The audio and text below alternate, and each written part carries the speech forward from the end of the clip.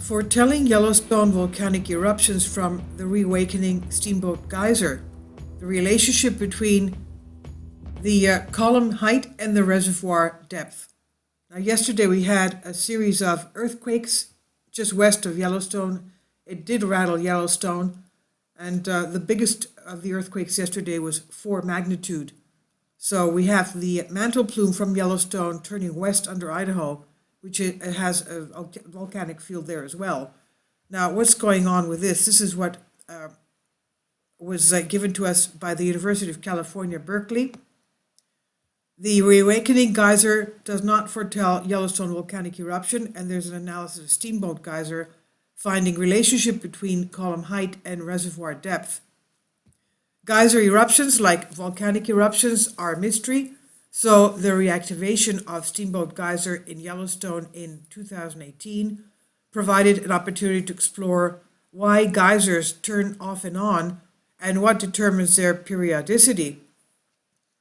Researchers found little evidence of magma moving below the geyser, meaning no sign of imminent hydrothermal eruptions, but did discover that there is a relationship between the height of the column and the depth of the water reservoir. When Yellowstone National Park Steamboat Geyser, which shoots water higher than any active geyser of the world, reawakened in 2018 after 3.5 years of dormancy, some speculated that it was a harbinger of possible explosive volcanic eruptions within the surrounding geyser basin. These so-called hydrothermal explosions can hurl mud, sand, and rocks into the air and release hot steam, endangering, of course, lives, such as the explosion on the White Island in a volcano in New Zealand, December 2019. Now, we know that Yellowstone has over 60% of the world's geysers and over 10,000 hydrothermal areas. Its last super eruption was 640,000 years ago. It had a lava eruption 70,000 years ago and another 80 eruptions since then. Now, a new study by geoscientists who study geysers throws cold water on that idea, finding that few indications of underground magma movement that would be a prerequisite to an eruption. We're talking about a super eruption here. The geysers sit just outside the nation's largest and most dynamic volcanic caldera, but no major eruptions have occurred in the past 70,000 years. That was the last lava eruption. Hydrothermal explosions, basically hot water exploding because it comes into contact with hot rock, are one of the biggest hazards in Yellowstone. Kindly support my Patreon account. The daily posts are 5 videos daily, and they are totally different from what I have on my YouTube channel. Thank you so much for your support and that you find all my content so interesting. You'll find the Patreon account details in the description box. So the hydrothermal explosions are the biggest hazards in Yellowstone supervolcano, said Michael Manga, professor of Earth and Planetary Sciences at the University of California, Berkeley, and he is a study's senior author. He said the reason that they are problematic is that they are very hard to predict. It's not clear if there are any precursors that would allow you to provide warning. He and his team found that while the ground around the geyser, we're talking about Steamboat here, rose and seismicity increased somewhat before the geyser reacted, and the area currently is radiating slightly more heat into the atmosphere, no other dormant geysers in the basin have restarted, and the temperature of the groundwater propelling Steamboat's eruptions has not increased. Also, no sequence of Steamboat eruptions other than one that started in 2018 occurred after periods of high seismic activity. So Steamboat here had first increased, inflated, had seismic activity, then it started erupting. This did not happen in other geysers. Now, the geologist said we don't find any evidence that there is a big eruption coming. I think that is an important takeaway. The study published in Proceedings of National Academy of Sciences. Manga, who has studied geysers around the world and created some in his own laboratory, set out with his colleagues to answer 3 main questions about Steamboat Geyser. Why did it reawaken? Why is its period so variable, ranging from 3 to 17 days, and why does it spurt so high? The team found answers to two of those questions by comparing the column heights of 11 different geysers in the United States, Russia, Iceland, and Chile, with the estimated depth of the reservoir of water from which their eruptions come. They found that the deeper the reservoir, the higher the eruption jet.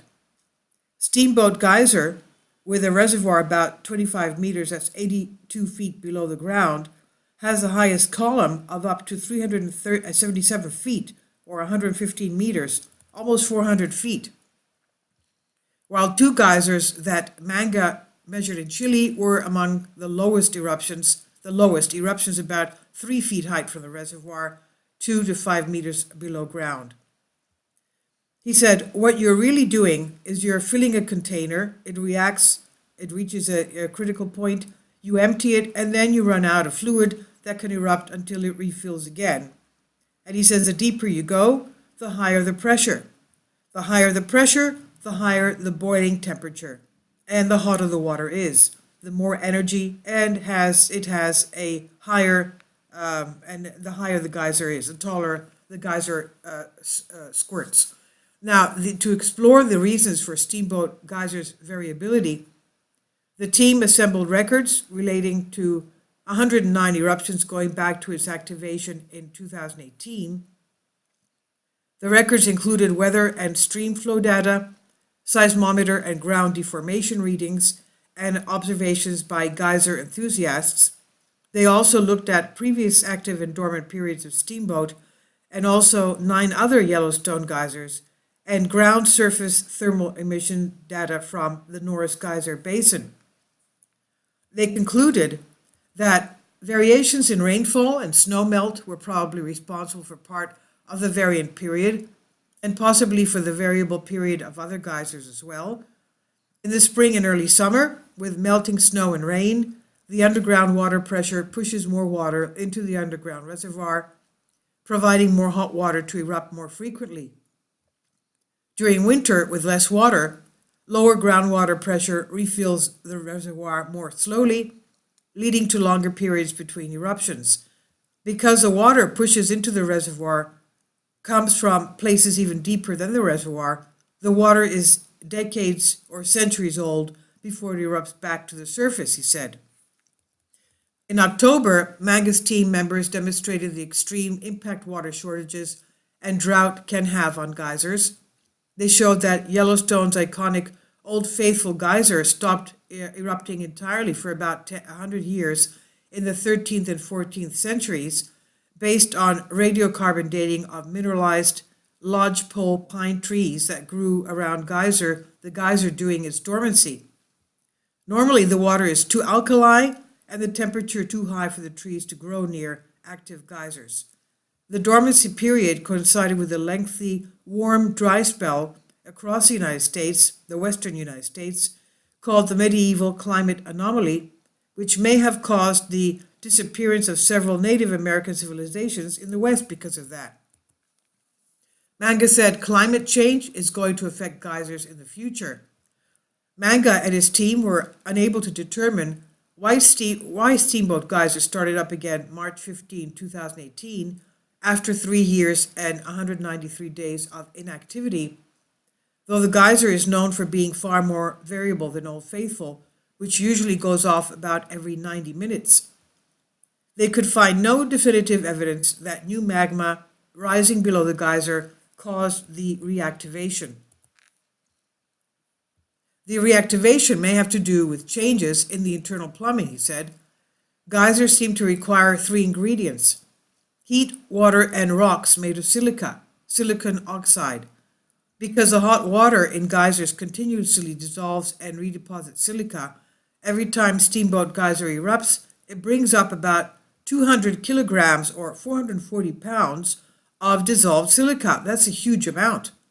440 pounds of dissolved silica. Some of this silica is deposited underground and may change the plumbing system underneath the geyser. Such changes could temporarily halt or reactivate eruptions of the pipe if the pipe gets rerouted, he said. Manga has experienced with geysers in his lab to understand, he has experimented in his lab to understand why they erupt periodically, and at least in the lab, it appears to be caused by loops or side chambers in the pipe that trap bubbles of steam that slowly dribble out, heating the water column above until all the water can boil from the top down, explosively erupting in a column of water and steam. Studies of water eruptions from geysers could give insight into the eruptions of hot rock from volcanoes, he said. He says, what we asked are very simple questions, and it's a little bit embarrassing that we cannot answer them because it means there are fundamental processes on Earth that we don't quite understand. Manga said, one of the reasons we argue we need to study geysers is that if we cannot understand and explain how a geyser erupts, our hope for doing the same thing for the magma is much lower. This is by University of California at Berkeley and on Science Daily. Please leave your comments. Thank you for your support.